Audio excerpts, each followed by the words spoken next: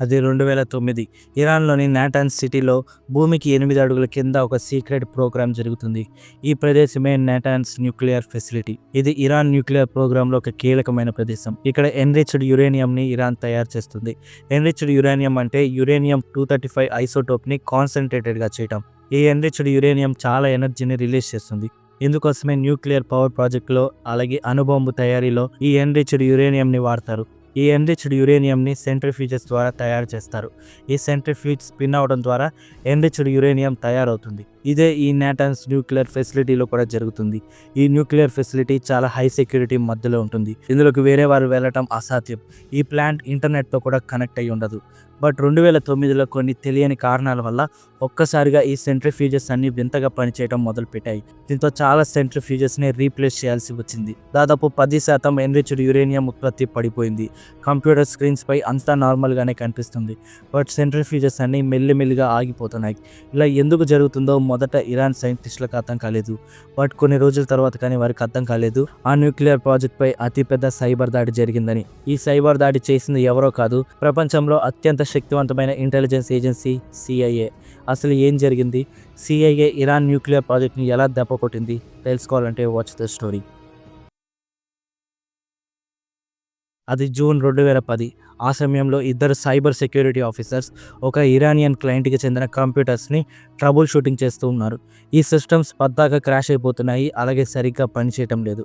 ఆ ఇద్దరు cyber security officers ప్రాబ్లమ్ని కనిపెట్టడానికి కంప్యూటర్ని బాగా చెక్ చేస్తున్నారు. ఆ సమయంలో వారికి ఆ కంప్యూటర్లో ఒక మాల్వేర్ కనిపించింది. ఇది ఒక సాధారణ మాల్వేర్ కాదు. అప్పటిదాకా ఈ ఇద్దరు సైబర్ సెక్యూరిటీ ఆఫీసర్స్ అలాంటి మాల్వేర్ని చూడలేదు. ఇది ఒక జీరో డే ఎక్స్‌ప్లాయిటర్ మాల్వేర్. కంప్యూటర్ సాఫ్ట్వేర్లో జీరో డే అనే సెక్యూరిటీ హోల్ ఉంటుంది. ఈ సెక్యూరిటీ హోల్ వల్ల మాల్వేర్స్ కంప్యూటర్లోకి వచ్చేస్తాయి. అంతేకాదు ఈ సెక్యూరిటీ హోల్ వల్ల ఈ మాల్వేర్స్ కంప్యూటర్లో అన్డిటెక్టెడ్గా ఉంటాయి. అంతేకాదు బాగా వ్యాప్తి చెందుతాయి కూడా.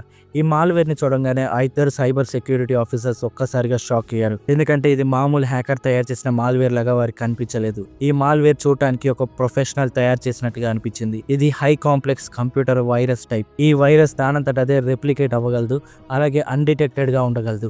ఈ వైరస్ మోస్ట్ సెక్యూర్డ్ విండోస్ సిస్టంలో కూడా దూరిపోతుంది. దీంతో ఇద్దరు సైబర్ సెక్యూరిటీ ఆఫీసర్స్ వెంటనే ఈ మాల్వేర్ గురించి మైక్రోసాఫ్ట్ కంపెనీకి మెయిల్ చేశారు. బట్ మైక్రోసాఫ్ట్ నుండి ఎలాంటి రిప్లై రాలేదు. దీంతో 2 వారాల తర్వాత ఈ ఇద్దరు సైబర్ సెక్యూరిటీ ఆఫీసర్స్ జూలై 12, 2010న ఈ మాల్వేర్ గురించి వార్నింగ్ ఇస్తూ వెబ్సైట్లో పోస్ట్ చేశారు. దీంతో అప్పుడే ప్రపంచానికి తెలిసింది ఈ మాల్వేర్ గురించి. బట్ ఈ వార్నింగ్ చాలా లేట్గా వచ్చింది. అప్పటికే ఈ మాల్వేర్ ప్రపంచవ్యాప్తంగా స్ప్రెడ్ అయిపోయింది. దాదాపు 1,00,000 కంప్యూటర్లు ఈ మాల్వేర్ వల్ల ఎఫెక్ట్ అయ్యాయి. 100కి పైగా దేశాలలో మాల్వేర్ స్ప్రెడ్ అయింది. బట్ వీటిలో ఎక్కువగా స్ప్రెడ్ అయింది ఇరాన్లో. 60% కంప్యూటర్స్ ఇరాన్లోనే ఎఫెక్ట్ అయ్యాయి. ఈ మాల్వేర్ గురించిన వార్త ప్రపంచవ్యాప్తంగా వ్యాప్తి చెందింది. దీంతో చాలామంది సాఫ్ట్వేర్ ఎక్స్పర్ట్స్ ఈ మాల్వేర్పై రీసెర్చ్ చేయడం మొదలుపెట్టారు. వీరి రీసెర్చ్లో ఈ మాల్వేర్లో ఉన్న కీవర్డ్స్ని బట్టి ఈ మాల్వేర్కి స్టక్స్నెట్ అనే పేరు పెట్టారు. 2 వారాల తర్వాత మైక్రోసాఫ్ట్ ఈ ఇష్యూపై స్పందించింది. మైక్రోసాఫ్ట్ ఈ వైరస్ని తొలగించడానికి కొత్త సెక్యూరిటీ ప్యాచ్ని రిలీజ్ చేసింది. అంతేకాదు ఇంపార్టెంట్ ఈమెయిల్ని మిస్ చేసినట్టు కూడా మైక్రోసాఫ్ట్ ఒప్పుకుంది. సాఫ్ట్వేర్ ఎక్స్పర్ట్స్ ఈ వైరస్పై రీసెర్చ్ చేసినప్పుడు వారికి మరిన్ని మైండ్ బ్లోయింగ్ విషయాలు తెలిసాయి. అదేంటంటే ఈ మాల్వేర్లో ఒక జీరో డే ఎక్స్‌ప్లాయిటర్ కాదు, 4 ఉన్నాయి. అంటే ఖచ్చితంగా ఈ పని సాఫ్ట్వేర్ ప్రొఫెషనల్స్ మాత్రమే చేయగలరు. దీంతో ఈ వైరస్ గురించి అందరూ తలలు పట్టుకున్నారు. ఈ స్టక్స్నెట్ కంప్యూటర్లో ఏం చేస్తుందో తెలుసుకోవడానికి మొదలుపెట్టారు. ఈ మాల్వేర్ మామూలుగా అన్ని మాల్వేర్స్ లాంటిది కాదు. కంప్యూటర్లో కొన్ని స్పెషల్ ఫీచర్స్ లేకపోతే స్టక్స్నెట్ తక్కువ డ్యామేజ్ చేస్తుంది. స్టక్స్నెట్ని తయారు చేసిన వాళ్ళు స్పెసిఫిక్ టార్గెట్స్ని హిట్ చేయడానికి చాలా జాగ్రత్తలు తీసుకున్నారు. స్టక్స్నెట్ కంప్యూటర్లో సిమెన్స్ సాఫ్ట్వేర్ లేకపోతే దానంతట అదే పని చేయకుండా ఆగిపోతుంది. ఈ మాల్వేర్లో సిమెన్స్ సాఫ్ట్వేర్ లేని కంప్యూటర్స్ నుండి స్ప్రెడ్ అవ్వకుండా ఉండడానికి కూడా చాలా కమాండ్స్ ఉన్నాయి. అంతేకాదు సిమెన్స్ సాఫ్ట్వేర్ లేని కంప్యూటర్స్లో ఇది జూన్ 24, 2012న ఆటోమేటిక్గా కంప్యూటర్స్ నుండి ఎరేజ్ అయిపోవడానికి సెట్ చేశారు. ఇక టార్గెట్స్ విషయానికి వస్తే స్టక్స్నెట్ టార్గెట్ PLCs అంటే ప్రోగ్రామబుల్ లాజిక్ కంట్రోలర్స్. ఇవి సెంట్రిఫ్యూజెస్ లాంటి మెషిన్స్ని ఆటోమేటిక్గా కంట్రోల్ చేస్తాయి. ఈ PLCస్ని ఎక్కువ ఇండస్ట్రీస్లో యూజ్ చేస్తారు. అంతేకాదు కొన్ని న్యూక్లియర్ ఎన్రిచ్మెంట్ ఫెసిలిటీస్లో కూడా యూజ్ చేస్తారు. ఈ మాల్వేర్ సిస్టమ్ని అటాక్ చేయాలంటే అందులో ముఖ్యంగా 3 కండిషన్స్ ఉండాలి. మొదటిగా అది విండోస్ ఆపరేటింగ్ సిస్టమ్ మీద రన్ అవ్వాలి. తర్వాత ఆ సిస్టంలో సిమెన్స్ 7 సాఫ్ట్వేర్ ఉండాలి. చివరిగా అదొక PLC అయి ఉండాలి. ఇలా ఈ స్టక్స్నెట్ చాలా ఇండస్ట్రీస్లో ఎఫెక్ట్ అయింది. చాలా చోట్ల పిఎల్సీస్ మాల్ ఫంక్షన్ చేశాయి. అంతేకాదు లక్షల కంప్యూటర్స్లో ఈ వైరస్ అటాక్ అయింది. ఈ ఇష్యూ అంతటిని అబ్జర్వ్ చేసిన అందరికీ వచ్చే మొదటి ప్రశ్న, అసలు స్టక్స్నెట్ని ఎవరు తయారు చేశారు? స్టక్స్నెట్ మాల్వేర్ హిస్టరీలోనే లార్జెస్ట్ అలాగే కాస్ట్లీయెస్ట్ డెవలప్మెంట్ అయి ఉండొచ్చని ఎక్స్పర్ట్స్ అంచనా వేశారు. ఇలాంటి ఎబిలిటీస్ క్యాపబిలిటీస్ ఉన్న మాల్వేర్ని తయారు చేయాలంటే హై స్కిల్డ్ ప్రోగ్రామర్స్ కావాలి. అలాగే ఇండస్ట్రియల్ కంప్యూటర్స్ గురించి చాలా నాలెడ్జ్ ఉండాలి. కొంతమంది సాఫ్ట్వేర్ ఎక్స్పర్ట్స్ ప్రకారం ఈ మాల్వేర్ని తయారు చేయడానికి చాలా సమయమే పట్టింది. బీబీసీ అలాగే న్యూయార్క్ టైమ్స్ అంచనా వేసిన దాని ప్రకారం ఏదైనా దేశ ప్రభుత్వానికి మాత్రమే ఇలాంటి మాల్వేర్ తయారు చేయగలిగే సామర్థ్యం ఉంటుంది. 2012లో 2 సంవత్సరాల రీసెర్చ్ తర్వాత ఈ స్టక్స్నెట్ని ప్రత్యేకంగా ఒక ఇంపార్టెంట్ పని కోసమే తయారు చేశారని నిర్ధారణ అయింది. అదే ఇరాన్ న్యూక్లియర్ ప్రాజెక్ట్. ఈ మాల్వేర్లో కొన్ని కీవర్డ్స్ ఇజ్రాయెల్కి చెందినవిగా అనుమానించారు. దీంతో మోసాద్ ఈ ఆపరేషన్లో ఇన్వాల్వ్ అయిందని అంచనా వేశారు. బట్ మోసాద్ ఈ ఆపరేషన్లో పాత్రధారి మాత్రమే. ఈ ఆపరేషన్ చేయగలిగే సామర్థ్యం ఉన్న ఒకే ఒక దేశం అమెరికా. అమెరికాలో సిఐఏ ఇలాంటి ఆపరేషన్స్లో దిట్ట. దీంతో సిఐఏనే స్టక్స్నెట్ని తయారు చేసిందని అందరికీ అర్థమైంది.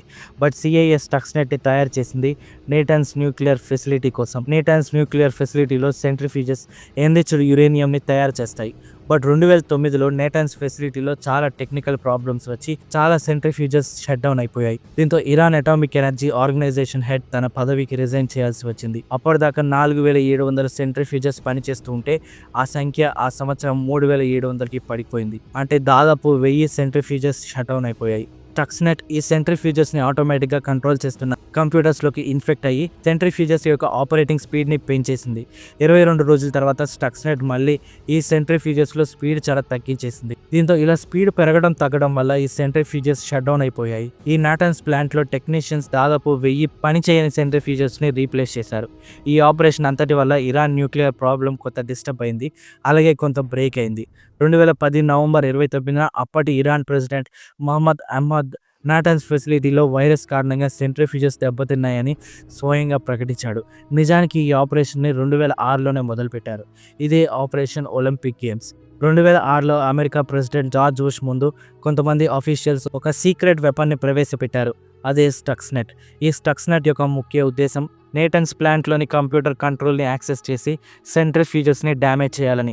దీనికోసం సిఐఏ ఇజ్రాయెల్ యొక్క ఇంటెలిజెన్స్ సర్వీస్ మోసాద్ యొక్క హెల్ప్ తీసుకుంది. అనుకున్నట్లే ఈ సైబర్ అటాక్ సక్సెస్ అయింది. బట్ అందరికీ వచ్చిన మరో ప్రశ్న కూడా ఉంది. అసలు నేటన్స్ ఫెసిలిటీలోకి ఈ వైరస్ ఎలా వెళ్ళింది? నేటన్స్ ప్లాంట్ చాలా సెక్యూరిటీ మధ్యలో ఉంటుంది, ఇంటర్నెట్తో కూడా కనెక్ట్ అయి ఉండదు. సో సాఫ్ట్వేర్ ఎలా ఆ కంప్యూటర్స్లోకి వెళ్ళింది అనేదే అతిపెద్ద ప్రశ్న. అలాగే నేటన్స్ ప్లాంట్ కోసం తయారు చేసిన ఈ సాఫ్ట్వేర్ ప్లాంట్ నుండి ఎలా ప్రపంచం అంతటికి లీక్ అయింది అనేది మరొక ప్రశ్న. నేటన్స్ ప్లాంట్లోకి ఈ మాల్వేర్ని తీసుకువెళ్ళటానికి యుఎస్ డచ్ ఇంటెలిజెన్స్ ఏజెన్సీ యొక్క హెల్ప్ తీసుకుంది. దుబాయ్లో ఒక డచ్ ఇంజనీర్ ఉన్నాడు. ఇతని పేరే ఎరిక్ వ్యాన్.